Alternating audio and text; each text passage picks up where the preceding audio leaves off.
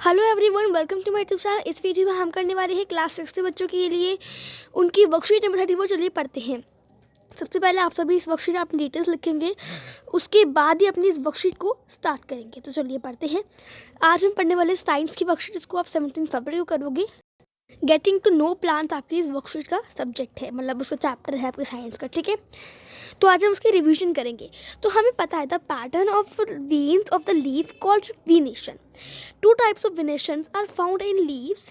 तो हमें पता है कि जो पैटर्न होता है लीव्स पर बना होता है वो उसको क्या बोलते हैं, उसको बोलते हैं वेनेशन। और सिर्फ और दो टाइप की वेनेशन होती है, ठीक है। यानी दो टाइप की अलग अलग वेनेशंस होती है जो हम लीव्स पर पाते हैं, हम देखते हैं। तो एक होती है रेटिकुलर वेनेशन और एक होती है पैरेलल वेनेशन, ठीक है। तो रेटिकुलर वेनेशन वो होती है veins from net light design on both side of the mid rib. यानी जैसे कोई लीफ है, ठीक है, आप देखते हो कि ज़्यादातर जो हम देखते हैं वेनेशन वो होती है रेटिकुलर वेनेशन। मोस्टली जो हम देखते हैं वो होती है कुछ इस तरह से, उसमें वेनेशन होती है, ठीक है ना। इस तरह से लाइन होती है उसकी मिड रिब के आर पार दोनों तरफ आप उसको देखते हो तो इस तरह की लाइन होती है, तो वो होती है रेटिकुलर वेनेशन, ठीक है। और parallel venation, veins are parallel to one another, मतलब ऐसी वेनेशन होती है जो कि एक दूसरे के पैरेलल हो, ठीक है। जैसे कि अगर हम बात करें बनाना की प्लांट की, ठीक है, तो बनाना का जो प्लांट होता है या फिर शुगर केन यानी गन्ना का जो पत्ते होते हैं उसमें, तो वो उसमें जो लाइन होती है ऐसे सीधी सीधी होती है। किसी किसी में ऐसी होगी और किसी किसी में ऐसी ऐसी ऐसी लाइन होगी, मतलब या तो ऐसी होगी या तो स्टैंडिंग में होगी, स्लीपिंग, या फिर यानी या तो हॉरिजॉन्टल होगी या फिर वर्टिकल होगी, ठीक है। तो वो होती है पैरेलल वेनेशन। तो अब आपको बोला क्वेश्चन नंबर 1 जो हमसे बोला है उसमें बोला है draw and reticulate and parallel leaf venation in given outline of leaves. यहाँ पर आपको लीव दे रखी है और इन पर आपको करना है, इन पर आपको ड्रॉ करना है इनकी वेनेशंस को। तो देखिए मैंने इस वेनेशन यहाँ पर ड्रॉ कर दी है। तो इस तरह से आपको उसकी लीफ की जो वेनेशन है आपको उसको ड्रॉ करना है, ठीक है। देखो पहले रेटिकुलर वेनेशन कौन सी होगी, जो हमने लीव छोटी छोटी होती है ना उसमें इस तरह की होती है रेटिकुलर वेनेशन, ठीक है।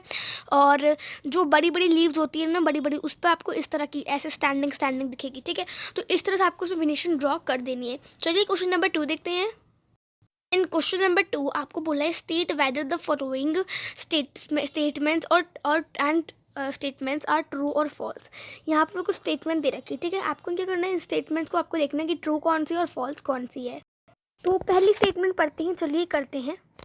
फर्स्ट स्टेटमेंट में बोला है द स्टेम ट्रांसपोर्ट वाटर, यानी जो स्टेम होती है यानी कि जो प्लांट होता है उससे वाटर ट्रांसपोर्ट होता है, यानी उससे वाटर हर जगह जाता है। यस, हमने पढ़ा था कि जो स्टेम होती है ना उसमें दो तरह की पाइप होती है। एक पाइप से क्या जाता है, वो पाइप से उनका खाना जाता है और एक पाइप से उनका पानी जाता है, यानी वाटर जाता है, मिनरल्स, ठीक है। तो इसका आंसर रहेगा ट्रू। क्वेश्चन नंबर बी में आपको बोला है the branches in lemon plant grow at the base of the stem. तो हमने पढ़ा है कि जो जैसे कि श्रब प्लांट होते हैं, श्रब होती है ना, उनकी जो स्टेम है, जैसे कि लेमन जो है वो एक श्रब है, तो उनकी जो स्टेम है ना वो उनकी जो बेस होता है वहाँ से ग्रो होती है। यानी इनका बेस कहाँ पर होता है, इनका बेस होता है यहाँ पर, ठीक है। तो ये जो इनका बेस होता है वहाँ से इनकी स्टेम ग्रो होती है। तो ये आपको पूछा है, तो ये इसका आंसर होगा ट्रू, क्योंकि जो लेमन प्लांट है वो एक श्रब है एंड वो उसकी जो स्टेम है उसकी बेस से शुरू होती है, तो आप उसमें देंगे ट्रू। उसके बाद carbon dioxide is realize during photosynthesis. जो कार्बन डाइऑक्साइड है वो फोटोसिंथेसिस के समय ड्यूरिंग उसमें रियलाइज करते हैं, तो नहीं, तो इसमें जाएगा false. Tomato plant has thick and hard stem. जो टमाटो प्लांट है उनकी मोटी और हार्ड स्टेम होती है। अगर आप कहीं पर भी इनकी इमेजेस को देखोगे या फिर आप देखोगे तो इनकी जो स्टेम है थोड़ी सी हार्ड होगी और थिक भी होगी, यानी मोटी होगी एंड हार्ड भी होगी, तो इसका आंसर रहेगा ट्रू। एंड ई वाले में पूछा वीड्स आर नॉट हार्मफुल।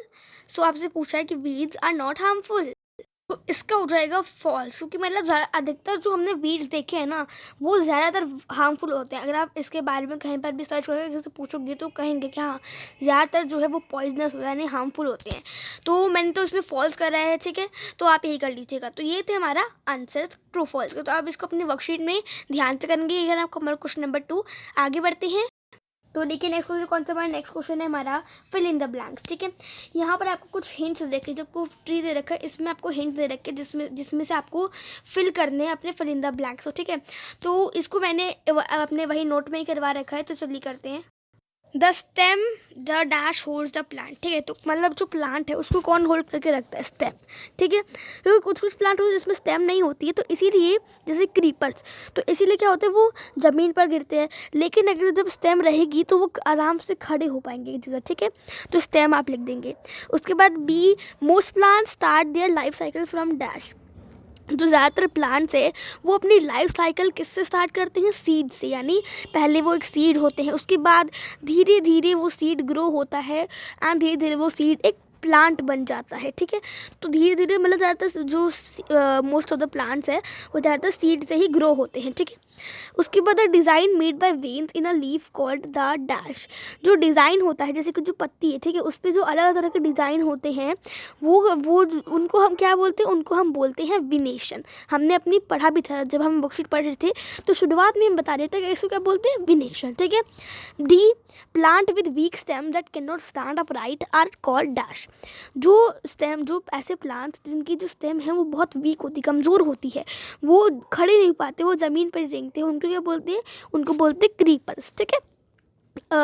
और कुछ कुछ होते क्लाइंबर जो कि बेल की तरह चढ़ते हैं। तो आप क्रीपर्स और क्लाइंबर्स में कंफ्यूज मत होइए। क्रीपर्स में आप उसकी स्पेलिंग पता लगा सकते हैं, क्रीप। अगर आप क्रीपर्स में से ERS हटा दो तो क्रीप बन जाएगा, यानी रेंगना, ठीक है। तो ये आपको बता रखा, तो इससे आप समझ जाएंगे। उसके बाद E, sugar cane leaf has dash venation. Sugar cane की जो लीफ होती है, पत्ते होते हैं, वो उसमें कैसी वेनिशन होती है? उसमें होती है पैरेलल वेनिशन, ठीक है। ये जब वर्कशीट आपकी शुरू हुई थी मैंने तभी आपको वेनिशन जब हम पढ़ रहे थे तभी बता दिया कि शुगर केन में पैरेलल वेनिशंस होती है, ठीक है, यानी ऐसे ऐसे होती है। अब देखते हैं F part, the part of a leaf by which it is attached to the stem is called dash. मतलब कि जो पार्ट होता है लीफ का जिससे वो स्टेम से अटैच रहती है, उस पार्ट को क्या बोलते हैं? उस पार्ट को बोलते हैं पिटीओल। क्या बोलते हैं? पिटीओल, ठीक है।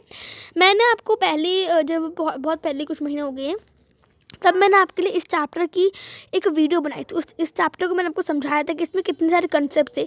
लीफ के बारे में बताया था, स्टेम के बारे में बताया था, हर्ब, श्रब, क्रीपर, इन सब में क्या होता है डिफरेंस, सब बताया था। रूट्स के बारे में बताया था, सारे एक एक पार्ट्स के बारे में बताया था। तो आप मेरे चैनल पर जाकर उसको चेक कर सकते हैं, थोड़ा नीचे जाएंगे ज़्यादातर तो आपको मिल जाएगा, ठीक है। तो आपको वहाँ से पता चल जाएगा, आप वहाँ से इसको देख लीजिए। हमारी वर्कशीट पे खत्म हो जाती है। होपफुली वीडियो पसंद आई होगी। लाइक करिए, शेयर करिए, चैनल सब्सक्राइब करिए, बेल आइकन दबा दीजिए। मिलता है अगली वीडियो, तब तक के लिए bye bye, see you next time, stay home, please, thanks for watching, have a nice day.